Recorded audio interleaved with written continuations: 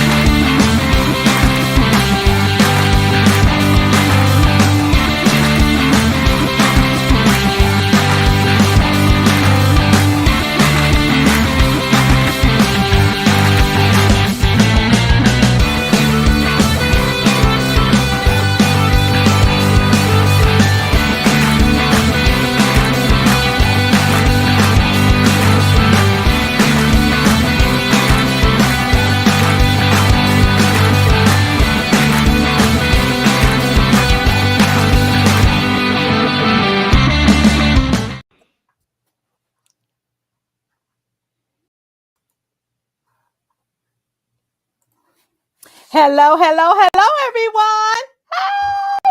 Hi, Hi, Nicolette. Susan. I am so excited to have you on the show. I am miss so you. excited to be here. This is going to be so fun.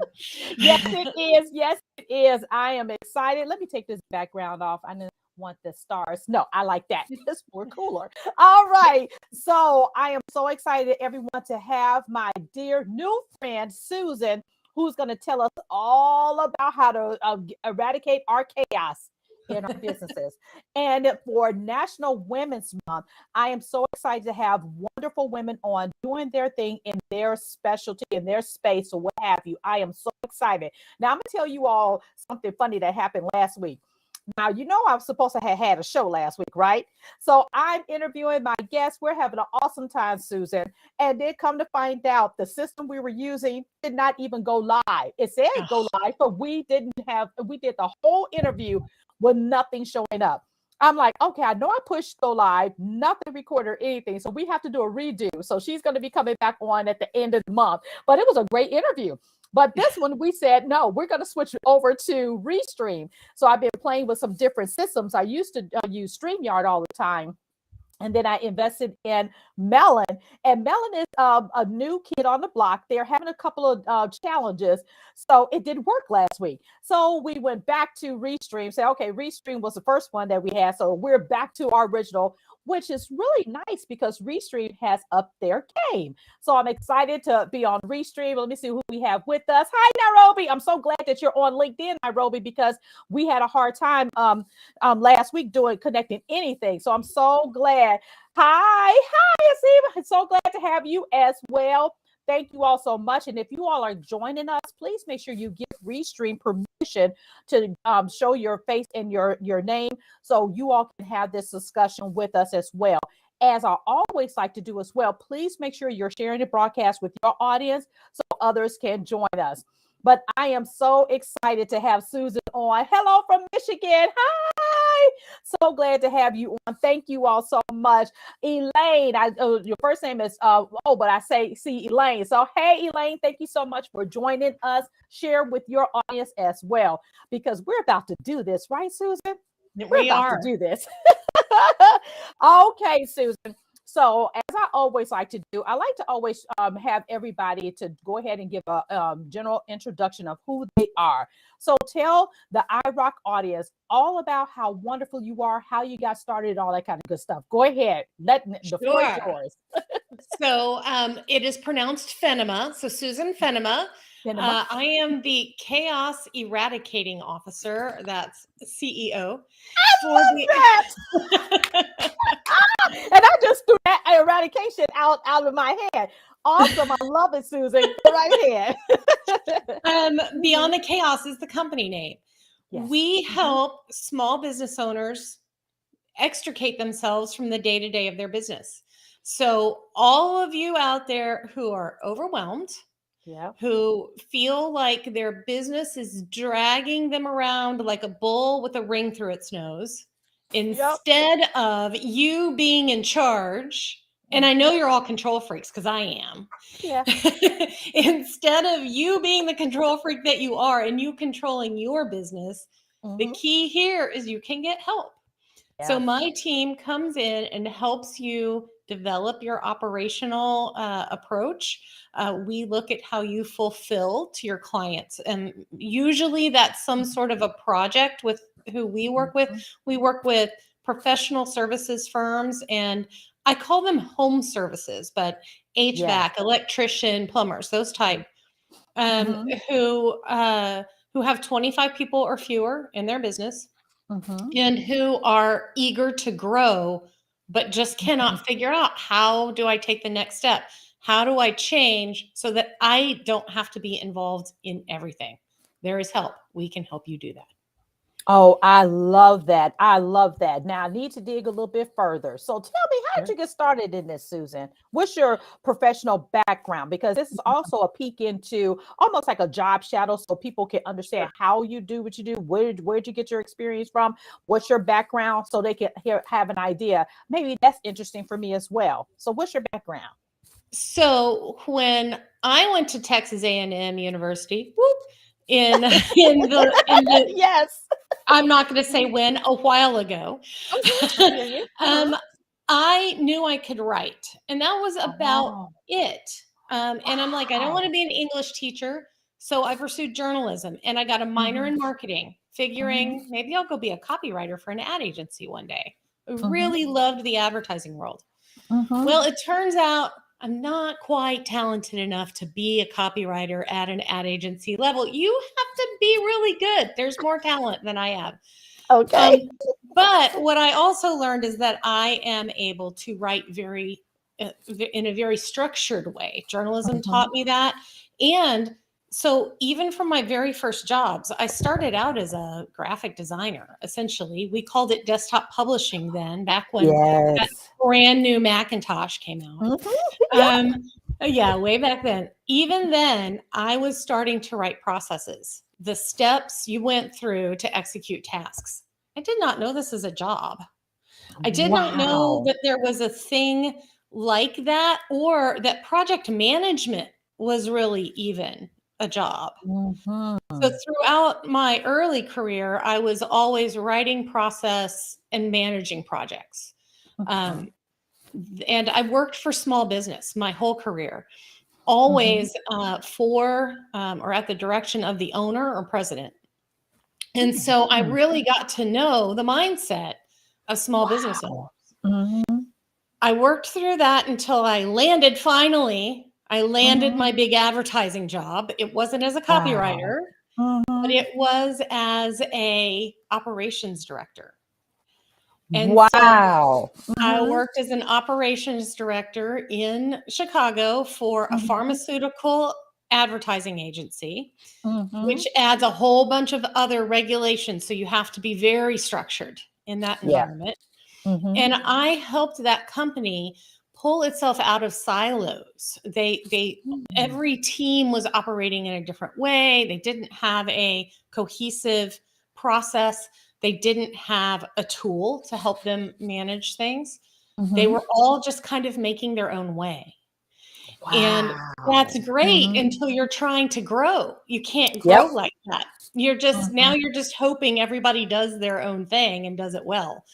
So I really helped build a cohesive process for that agency. And then after that, I will tell you, there is a reason that most people over 40 are not in advertising. It is a tough, rough, hard business. Oh, wow. Okay. Yeah, it's long hours, it's high pressure, it's high stress. And so I was ready to go about the time that most people are. And I left in 2010 to become a project manager / operations manager for a software development company that was virtual. So I have been virtual since 2010. Wow. That was unheard of back then. Right? Right? Wow. Totally unheard of. And so I've been virtual since then. In 2016, I decided it was time to stop serving one business owner at a time and start serving multiple business owners at a time. Nice. And so I could bring all of those skills of systemizing and organizing and structure to more and more small business owners to help them be released from the stress and the pressures that I watched my skill set be able to alleviate for these other business owners. So that's how Beyond the Chaos came to be. That is absolutely phenomenal. And what I'm hearing in all of that is that you basically had a talent that you didn't know was a talent. It was basically just something that you did, and it became not only a actual position in an organization, it now has evolved into a business, because here's what's been happening. So many businesses have been opening up, and they say, yeah, wonderful talent, but I don't know how to do any of that back end. So there's an opportunity there. For sure. And to be clear, I always knew I had the talent. I just didn't know it was a job. Yeah, isn't that wonderful? Because a lot of times we don't think about our skill sets as an actual job. And in talking with one of my clients here recently, she has the same kind of mindset, because she was just all over the place, didn't know what to do. I said, well, it sounds like you're more like a business operations person. I said, why don't we start focusing on business operations management jobs? She said, I didn't even know that was a thing. Right? Yes. I certainly didn't know it was a thing, especially, and I think it was less of a thing maybe years ago, but it definitely is a thing now. You have a chief operating officer in any large company. Usually they're the ones doing everything that you see. They're the one running it. Yes. They are the ones that make things happen at the vision of someone else. Oh, now I love that. They're the ones that make the vision happen, the vision of someone else happen. Now, you all hear that, because if you all have that kind of talent and those kind of skills, start thinking about how you can enter into that, starting with, a project management type of position, even a process, that's a big buzzword now, process management, workflow management, all of those types of things that you can start thinking about. How can I do something different? Because here's the thing that I find, Susan, when I'm talking to my clients, they only think about the big jobs, like you said, advertising, marketing, business. And when I tell my daughter, I said, what do you mean by business? There's so many different things with business. And I'm going to make sure that she watches this, because she's majoring in advertising, because she's also a writer. And I told her she get it from her mom. Anyway, that's another story. Anyway, she's really good in writing. And I said, well, why don't you think about something with communications? She wasn't keen on journalism.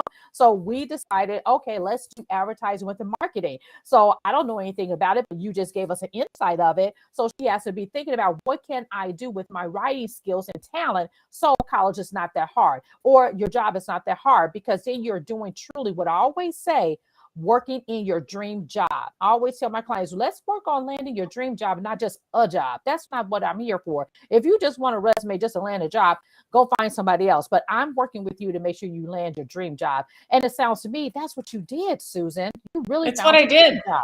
I made it.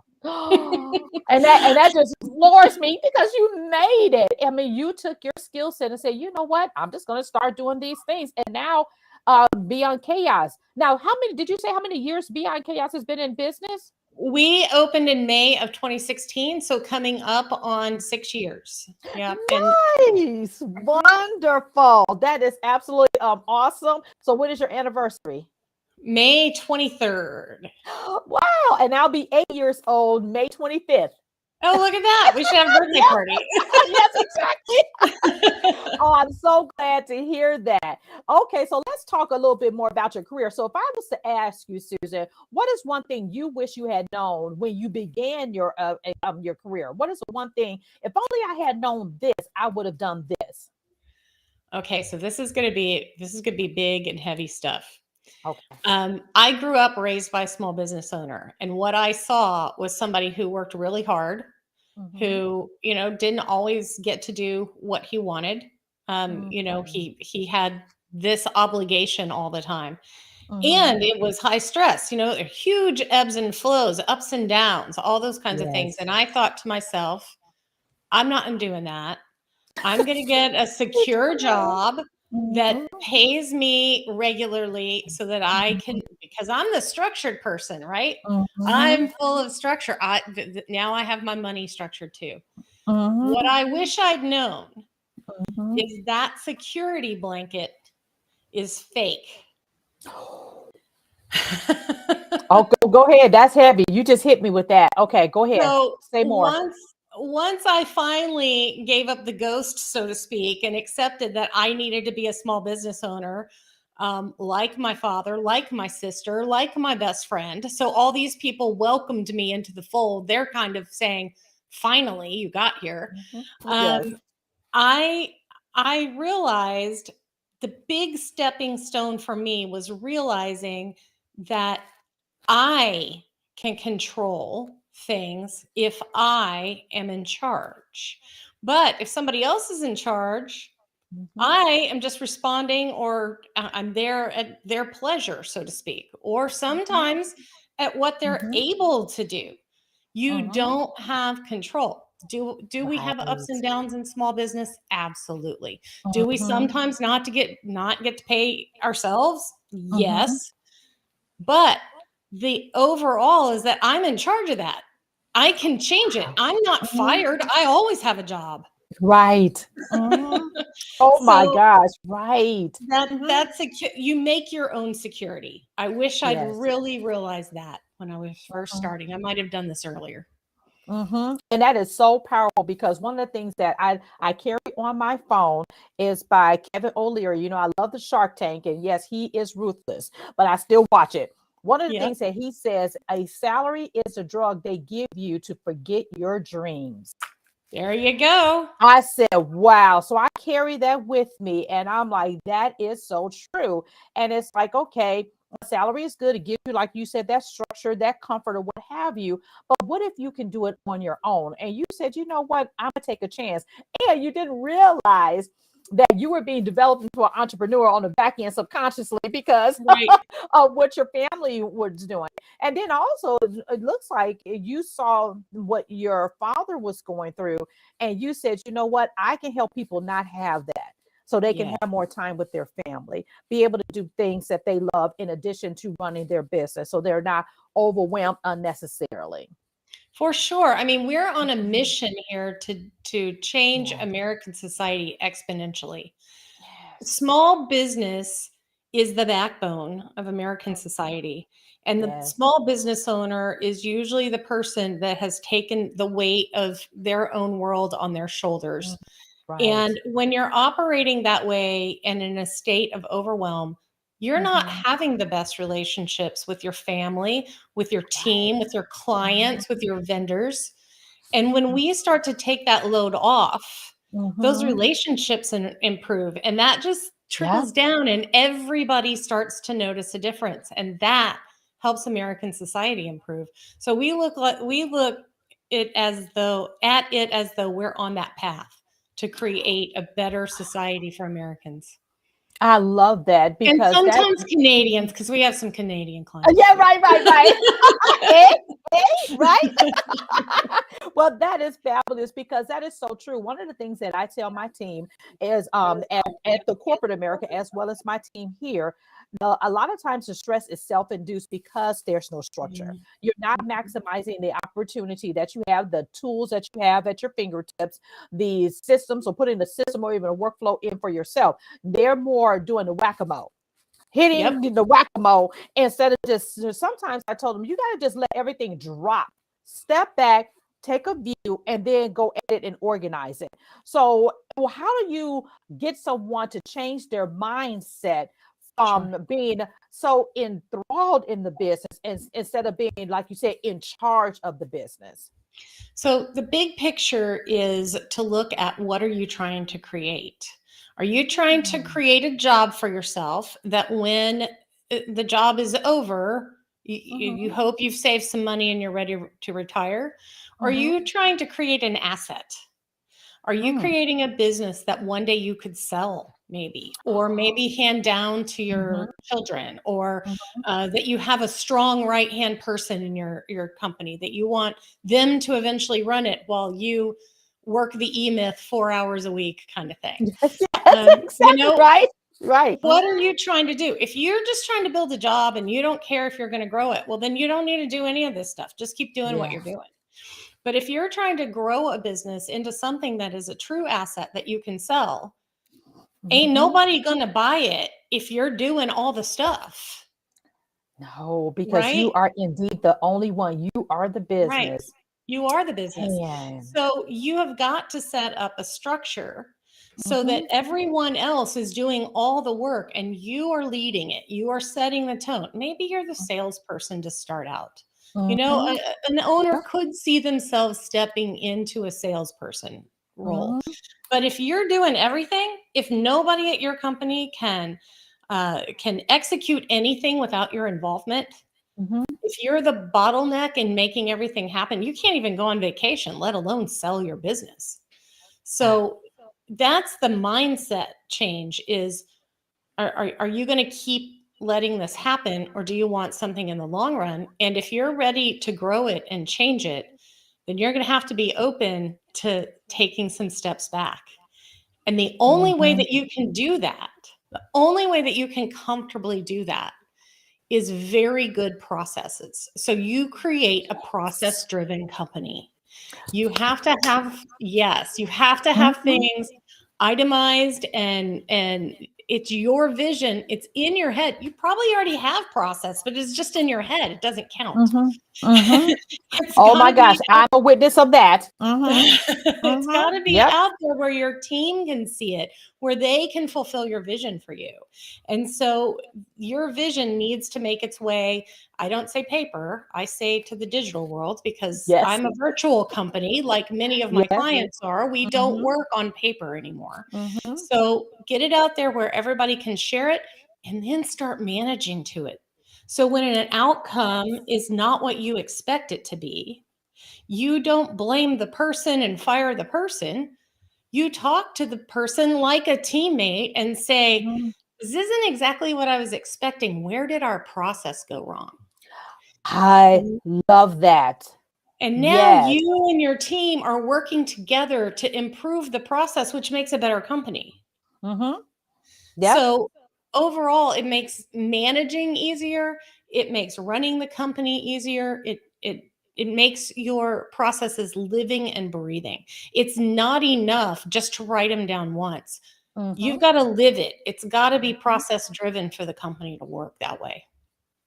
And that is so powerful, Susan, that you're saying that, because a lot of small business owners, they're also cash strapped. So they're thinking, I can't afford this, I can't afford that. And what I've learned after I did that for, oh gosh, so many years, I said, you know what? No, I have to change my mindset. The only way I will grow is that I'm setting aside money to make the investment in the tools, in the pros like yourself, in virtual assistants, to be able to help me to grow, because I can't do it all alone. So if I was to ask you, Susan, what are some of those systems, number one, that people need to be looking at, digital, like services or what have you online, in addition to someone like yourself coming in, what would you suggest to them to start? So first, make sure that you have a project management tool for your business. Tools are important. And they're not that expensive. So you can get a project management tool. We like Teamwork is our favorite, but Basecamp, Asana, Trello, any of them will work. Yes. But you got to have the process surrounding that tool to make it work. But that's a whole other story. Because I use Asana and all I did was put a bunch of stuff in there, but it didn't make sense. Right.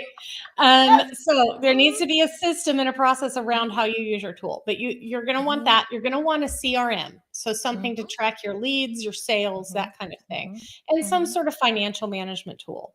That's the minimum. I use QuickBooks. We like HubSpot. We use the free version. If you have teammates, you'll need a communication tool. We love Slack. That's what we use. So all of those things in my world talk to each other, which is also great. So they're connected. And my team is very involved in all of them. So we're working the tools the right way. So tools are first. That's one of the first systems you want. But then you need to start structuring those tools. So just because you have a sales tool, you have HubSpot, for example. Great. Well, are you using it to help you remember to follow up with leads? Are you using it to help information from your website come into your CRM so it's tracked with the person? You know, how are you using it? Are you using it properly? And then also, where does it cut off? So when does the person stop being a sales target or a sales lead and start becoming a client? What's that handover to your project management tool? And where does it end? In our case, it ends when they pay their invoice. Right. And then a project is open. We always get paid in advance. But then there's a project open and you can then begin to execute against that. But even in that, we have a very distinct process of these are all the steps that go into working with a client. We open that project. All the steps are already in there. They're even automatically scheduled and assigned to the correct person. So we've built templates in our software to even streamline that. Now, the individual consultant has to work the process, of course. But the steps are right in front of their face. So no excuse. And when you and it makes it so much easier for them to understand the expectation that we're always going to do it the same way. Wow. And speaking of employees, I know this is where you're really involved, right? Is resume building and all that kind of thing. The onboarding process, the offboarding process, these are things you better know how to do and you better be doing consistently, especially that offboarding. Because if you've got to let somebody go in this day and age, it could be an emergency and you've probably given them the keys to your kingdom. They're in everything. How do you even know what to, I better turn off their access to this. And I got to, cancel their email and, all of these things that go into play. Sometimes as an offboarding, it could be an emergency to get them out of business, right? Yes. It's really gone south. So, you want an onboarding and an offboarding process. That onboarding is going to hopefully prevent high employee turnover. Yes. Because they feel part of the company. Right. And you want to make sure that you have some other clear standard things, like what's the process when you send out a proposal to a client? How do you invoice them? If you do recurring invoices, what's the process to do that? How do you run payroll? How do you open a project? So all of those are some standard processes that you might want. And I understand that can be overwhelming when you first start. How do I even do this? I'm not a fan of keeping them in video, but shoot, open Zoom, open Loom. I love Loom. It's a little video tool. Record what you're doing and delegate it that way. And then whoever you delegate it to, you can have them do the writing part for you. Write up what I just told you. Now, that's a great idea, Susan. Yep. Take this and turn it into a written process. Yep. Right. The written process is easier because when little things change, it's easier to update and manage written as opposed to going to record the whole video again. But the video is a great first step to get you where you need to go. And I like that you made it simple like that because it can be overwhelming. But if you're doing a process anyway, just turn on that Loom or Zoom or whatever you want to use and just record it. And then, like you said, then hand it over to someone to actually create the actual paper process for your written process. But that's a quick way to get it done because one of the things that I made the mistake of, Susan, because I kept saying, this is just a little side gig enough to make money to handle my manicure, pedicure. So I kept saying that, it's just enough to, pay my light bill. This is enough now to pay this. And I was like, okay, this thing keeps going. What am I going to do? So then I had to start backtracking, Susan. And I had a time management and productivity class this past weekend with some ladies who are in business and some are about to start their business.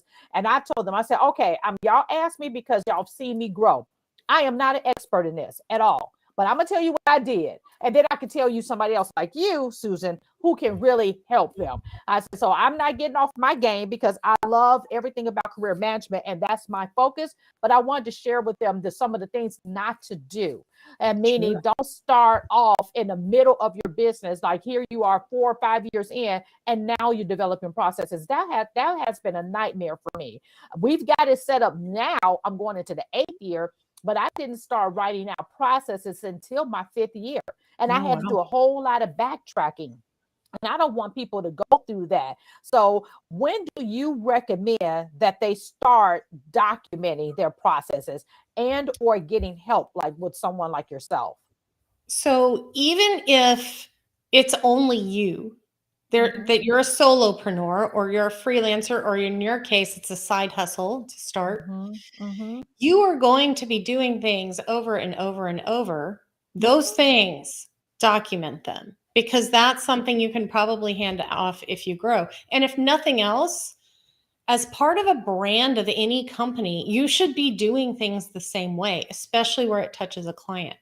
Yes. And so, and on top of that, if you're a solopreneur here, and you don't do things that often, think about that, right? I don't really know how to invoice a client because maybe I only do it once a month. See, write down the steps. Document the steps. And then the next time you're like, oh, I know what to do that. I'll just go look up the steps. And then you step yourself through it. It's pretty straightforward. nice. Yeah. So I'd say, big picture things when you're just starting out, maybe don't worry about those yet. But those little repeatable tasks that you're going to do all the time, that stuff start to make a process out of. That will be something that you can hand off to your first employee who might be an assistant. And if you don't have anything to give an assistant of, hey, these are the steps to follow, that assistant's not going to be very good for you, because you're just going to be standing there telling them what to do all the time and fall into that, I can't get good help, or it's too much effort for me to explain it. I'll just go do it. Yep. Oh, guys, that's all I do. I've done that. Oh, forget it. I'll just do it. Right? So if you have these processes in place, you're where you can start to hand them off to somebody much easier and get that help much sooner than when you're trying to document them on the fly. If you have one other person in your company, you absolutely need written process. And you should start to have some policy at that point too, right? You might not need to document the holidays when it's only you, although I did even early because I wanted to make sure I took them, right? Nice. Yes, ma'am. Yes. So, but as soon as you add people, they're like, wait, what days do we work? What's our schedule? So you want to make those policies of we're closed on these days. These are the hours you're expected to work. This is what you do when you have to miss a day because you're sick. Some straight basic stuff. It doesn't have to be a whole HR manual, but you should probably start to get into that soon too. But some basic process policy of what the rules are to work here. I love that, because what they can do is if like you say, it don't have to be much. If they just take a Word document, one page can be HR, one page can be this process, basically this, and just start to just label those documents in one document, then you're on your way to creating an employee handbook, right? Right. It's so it's just as simple as that. Yeah. And so you all think about that. I know it's overwhelming because you're working in the trenches of your business. Trust me, I know and I understand. And even when my daughter said, well, I thought you had my virtual assistant called, his name is Ian. I thought, why you keep doing everything? You got Ian. I thought it's just quicker for me to do it. You're never doing this. We can't go here. And of course, she always wants to go to the mall. I am not the mall person. But anyway, you need to be going. I said, okay, no, I'll do it real quick. Just give me a minute. But see, that's time I'm taking away from being with my family. Even if I don't like to go to the mall, I can at least go with her, you know? So those are the things, people, I want you all to listen, because everything that Susan is dropping these gems for us is for you to be successful in your role. And a lot of these things that we're talking about as well can happen even on your job. Because what if you do work for a small business who don't have those processes in place? Maybe you can start so you're not feeling overwhelmed with what you have to do day to day, or because your manager is not giving you the direction that you need. Maybe you're there to create the direction. So think about those things as you work day to day. How can you pull those redundancies out of your work so you can feel less stress? And that's what it is to me, just having being less stress. And if there's a process in place, just go to it and utilize that. For sure. Checklists will save your life no matter what role you're in. And you're absolutely right. If you're not being given them, make them. And now all of a sudden you're the standout employee, because look at how productive you are. And look how many fewer mistakes you make. Because you're going through the steps each time and you don't accidentally forget something. And it becomes a cakewalk for you. And then that's the quickest way for you to get promoted through the company to oversee major projects, major departments, because you have created that basically that career trajectory for yourself. And so, and don't keep the processes to yourself, because some people say, I do it well, I want to outshine the other people around me. No, you shine when you share your knowledge. And not only do you bring yourself up, you bring everybody else up around you, because guess what? You become the subject matter expert. And that's how you differentiate yourself from the competition in there, not by holding it to yourself, because some people think all they want to be, well, I'm not going to tell them my secrets. Well, that's being selfish. You know, a closed hand can't get any more in it, right? So when you open that hand up and you share, everybody wins. And guess what? You win even more so. So I try to teach a lot of, career professionals, don't think about that you're doing it just for yourself. How do you make an impact, not only for yourself, for your team, for your department? And it keeps going on and on and on, right? Absolutely. And that willingness to share, to your point, pulling up those around you. Yes. I mean, that is a really great feeling when you're able to do that. And by the way, that's what leaders do. So if you want to be a leader, you got to pull up all those other people around you. Otherwise, you're just going to be a cog in the wheel the whole time. That's it. That's it. And you may get that little extra percentage of a raise for that, but you're not making an impact like you think. Sure. Okay, I got a question for you. So what is your biggest failure? What was your biggest failure and or failure falling forward? And what did you learn from it? Oh gosh. That's a really good question. I would say it's been a long career. I think probably my biggest failure was not necessarily understanding in a corporate environment how I came across, because I make decisions quickly. I move forward quickly. My job is to make things happen. I don't sit around and wonder, oh, how do we proceed? I'm willing to take the risk and go down the path because you can fix it if something goes wrong. Sitting still and doing nothing makes no progress. And so I had a boss once that sat me down and he said, Susan, you always make the right decisions. That's part of why we hired you. You make them fast and they're right. And he said, but could you sit on that decision for a couple days or something? Because other people don't think that you're listening to them. Ooh. Right? Yes, so ma'am. I had no idea that that's how it was coming across. And so that's what I did. I would make the decision, I'd put it aside, and I just wouldn't announce or act on it for a couple days, so that it was essentially vice presidents and older people that aren't used to quick change, that they could sit with it and think that I was process it and all that kind of stuff, get it in their heads. Yeah, right. Marinate on and it. Made a huge difference. It was a great piece of advice. I had never really thought of that. And so it was really good insight into, also, you have to realize how you're coming across. I love that. And kudos to your manager for sharing that tidbit with you, because now that's a gem for all of us. Yeah. Because if we are doing these things great, sometimes you got to step back and see how they're being viewed. And it's so Mhm. funny because I'm a quick decision maker too. And I'm going to tell you how it plays out in my family.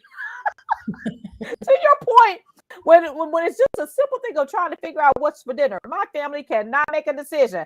I'm like, okay, we're going here. Let's go. Wait, Nicolette, you haven't done this. And I'm not listening to them. So note to self, let me take a step back and listen to my family food choices. Like what? Anyway, I just want to eat. You can still make your decision. You can still make But your to decision sit and on still it. tell them that's where we're going, but let them talk for a minute. I love that. I love that piece of advice. That is so awesome.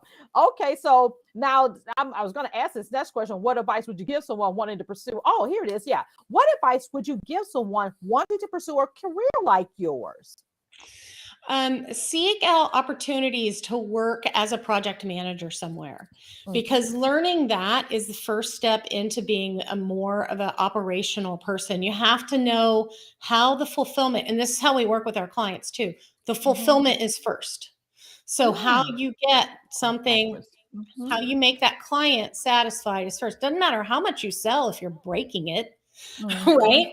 Yep. So the fulfillment is first. So Mhm. this is part of that too. You can't step up and take a bigger look at the overall company operations Mhm. until you know how to manage a basic project, because it's Mm. essentially you're managing the project of a company. Mhm. Wow, that is excellent because because then they can understand the processes and things. And you know what, even to take it a step further, if they're in their company, sometimes if there's not a title for project management, there are Mhm. projects that you can manage. Right. Mhm. You can say, let me lead that. That's that opportunity to do it. And there's tons of different ways. I'm not saying you have to go become a certified project manager. I Mhm. only have one of those on my whole team, and she didn't even keep up the certification. Mhm. So you don't have to do that by any means. You just have Mhm. to figure out how to lead. So, to what we were talking Mhm. about before, Yes. sharing Mhm. knowledge is really what it is. Mhm. I like that because a lot of times people think that they have to go and get the PMI and all this kind of stuff before they make a move. And I tell people all the time, I started my business again as a hobby. I didn't have all of the certifications until later because I didn't know I was going to go down that path for real. But my writing skills didn't, no one ever even asked me about my certifications. And I was writing Right. resumes for executives, vice presidents. They just knew the results I was getting. And then I went and got the certifications because I wanted them, but not because anybody asked. So it's your skill set. And if you can get results from your skill set, do that. And if you want to get the certification, that's up to you. But think about the skill set. That's more valuable. And that's what people pay you for. Is your skill set and the results you get from your skill set. So hear that, people. You don't have to. Susan just said it. Okay. That's right. Right. Okay. So what are the best resources that helped you along the way? Honestly, the people that I worked Mm. with, Mhm. because I worked with so many small business owners throughout my Mhm. career, it was Mhm. great to learn from each of them. Mhm. It has been great to be able to take the tidbit of what they had in common and pull it Mhm. together. Mhm. I am definitely somebody who learns by doing. I'm not a Mhm. big take a class, read a book, although I have read plenty of books. Mhm. EOS Mhm. Traction is a great one if you're trying to Mhm. look for some structure. Um, Mhm. if you're trying to manage your money, Profit First is a good one. So I there are some love Profit good, First. Yes, there's my 5 account. Well, actually, I got four. Only needed four, but I got my 4 accounts. Yes, I nice, love it. nice. Mhm. So all of those Mhm. finding good mentors, and I consider the people I Yes. used to work for mentors. Man, I learned from my current clients every day. I'll be like, oh, that's a good idea. We should be doing that Mhm. with more people. So Mhm. making sure that you're being open to what's going on in your environment every day, that's Mhm. really one of the best ways I think is to learn. That's my biggest resource. Oh, that is absolutely fantastic. And you're right about your clients will teach you because when I find something broken in my process, it's usually because the client is asking a question that I now need to go. I say, you know what? They have that question. More people may have that question. So therefore, Exactly. let me add to my process to make sure I answer that in anticipation of that question. And it's good because if they have it already done, but it's already solved. But they teach you, and I tell my clients all the time, I say, you all have helped me grow my business and teach me how to do this. I didn't learn this on my own. You all taught me. That's it. And That's yeah, it. and it's so wonderful. Okay, so let me see. Who are the 2 to 3 people who have been the most influential to you? Without question, my father. Yes. He gave me a fantastic theological base, as well as an example of a wonderful family man who also is very, very good at running businesses. So that's one. I would say the manager that I just talked to you about that gave me that tidbit. He taught Yes. me how to pull emotion out of a situation. So yeah, so I called him Wow, the that's emotional deep. vacuum. You'd go in his Yes. office all upset about something, and he could ask you 2 questions, and all of a sudden you're calm and solving the problem. I'm like, Yeah. that's a brilliant skill. Yes. Um, I love it. Hmm. and then I think the third is I have to go. I had a priest that was a family priest at our church Hmm. for Hmm. 30 years who Wow. really taught me so much about Hmm. Christianity, and it is the Hmm. basis of everything I do. So that's how we interact with clients. We're Hmm. always going, even if we have to exit from working with a Hmm. client, we're going to do it with grace. We're going to do Yes. it in the best interest of them first. And so Hmm. that has been a huge impact on who I am. Oh, that is so wonderful. Let's see, we got a question here. It is true that school is always in session. Oh, Elaine, you got that right. Yes, indeed, it is.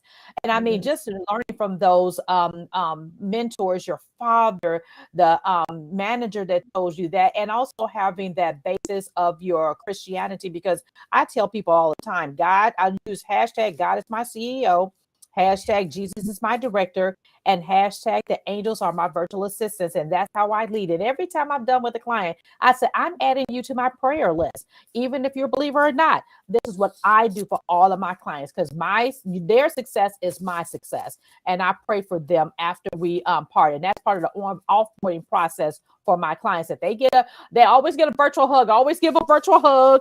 And I tell them I'm praying for them. I do it all the time. That's That's awesome. my signature for my company.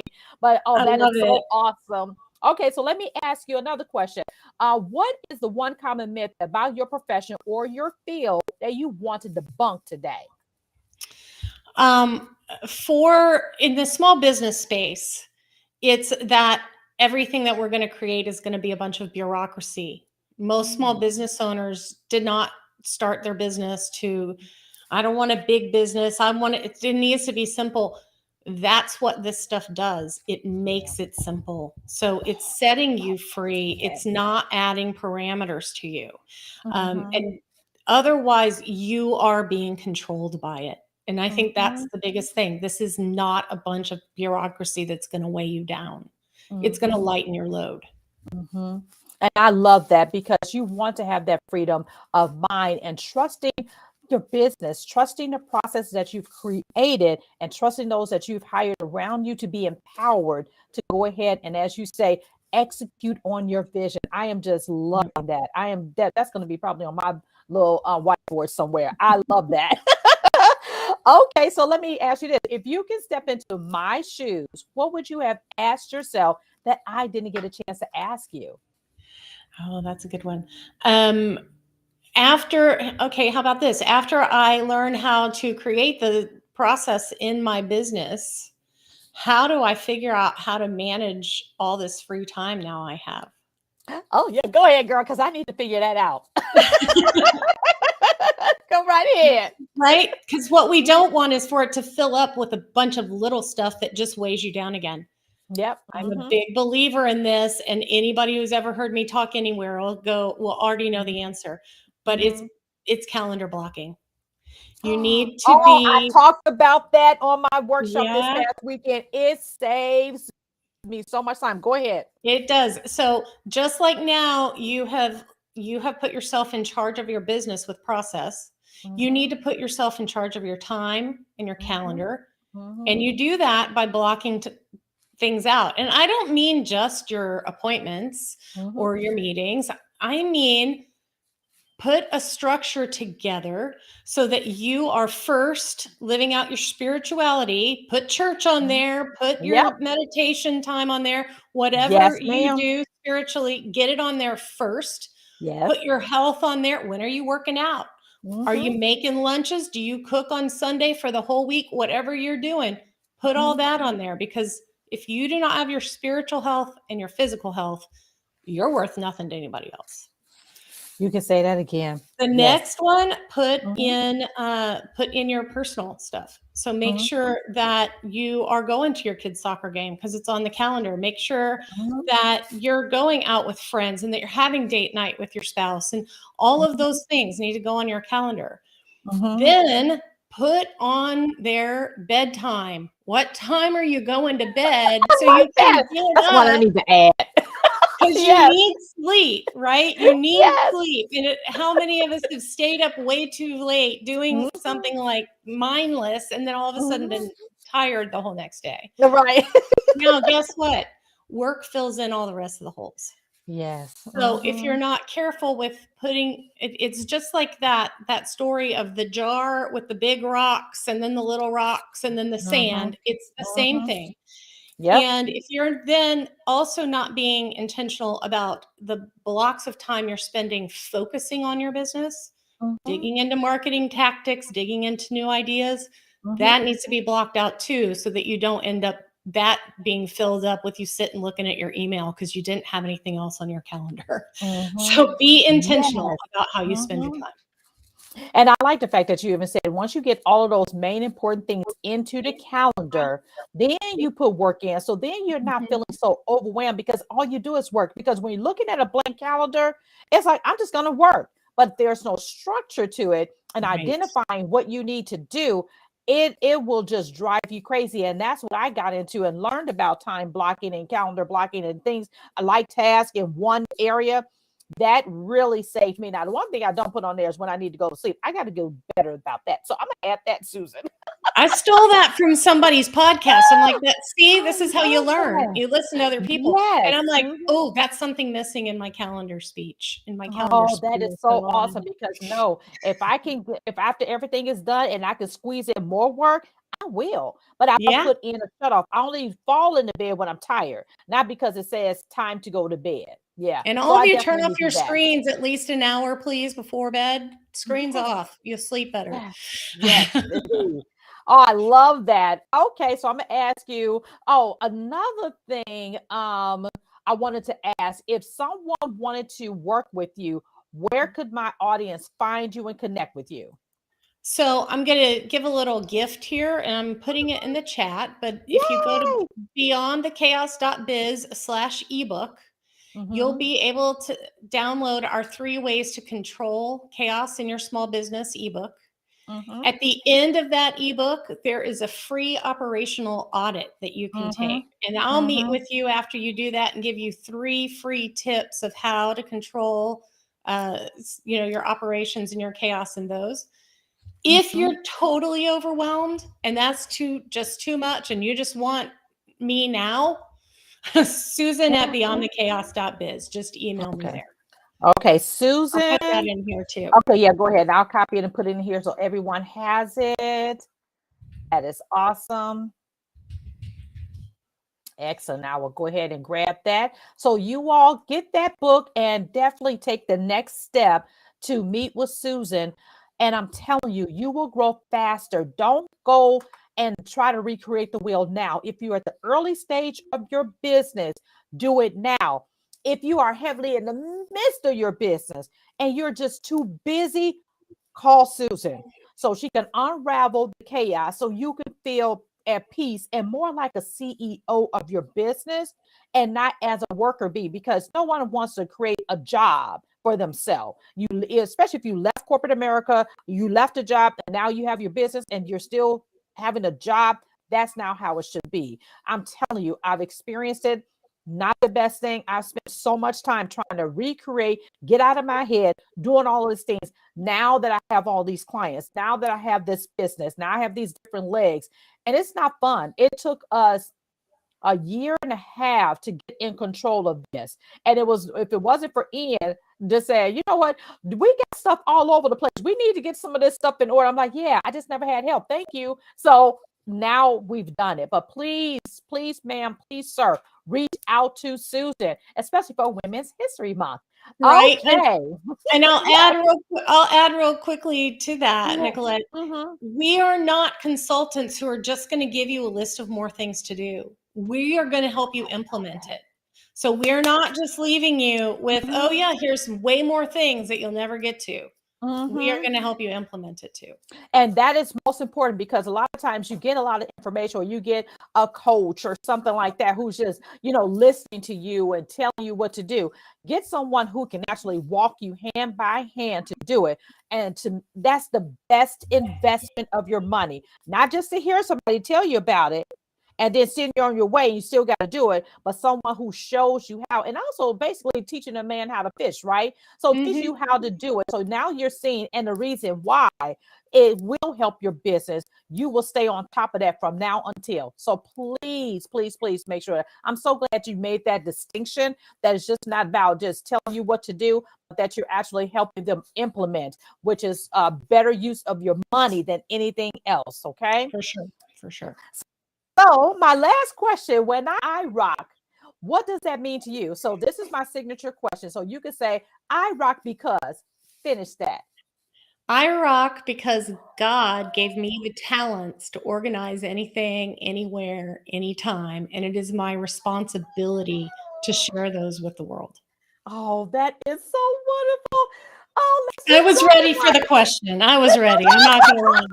I am so excited that we connected and that you graced me with your presence on my show. I don't know if you hear my dog is being really bothersome right now. He is so spoiled. And I'm like, no, I can't pick you up right now. But thank you so much for spending this hour with us. This is our Lunch and Learn every Thursday. Well, mostly if it works. Every Thursday at 12:15, where we come and have tips and things on resume writing, careers, LinkedIn, and we have special guests on coming in and sharing their expertise with us. I truly appreciate you sharing with us, and we will be in contact with you soon. And thank you. And I miss your face in the place, so I don't get the chance to see you on Fridays. I know. We'll stay in touch, though. Yeah, we will. Okay. Now hold on for a minute, and I'm gonna do my virtual hug to you too. Okay. Okay, bye everyone. I'll see you all next week. And go ahead, if you're watching the replay. Oh yeah, Elaine, I like this one first. Elaine said, "Be ye also ready?" Yes, Elaine. And then she said, "Thank you so much for the information. Thank you so Thanks, much y'all, to for everyone." coming. Yes, and anybody who's watching a replay, just make sure you put a hashtag replay so I know that you watch, and you can catch all of this on YouTube and any of my social media channels. But everything lives on